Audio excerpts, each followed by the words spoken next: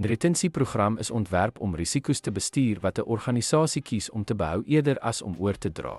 Die effektiewe implementering van so 'n program vereis noukeurige beplanning en hulpbrontoewysing. Retensieprogramme word gebruik wanneer die koste van die oordrag van risiko hoër is as die potensiële verlies.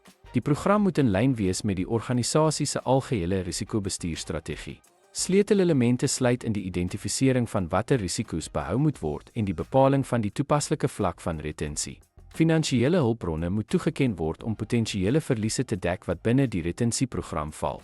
Duidelike kommunikasie en risikobepalings is van kardinale belang om die behoue risiko's effektief te bestuur. Die program moet buigsaam wees om aan te pas by veranderinge in die organisasie se risikoomgewing.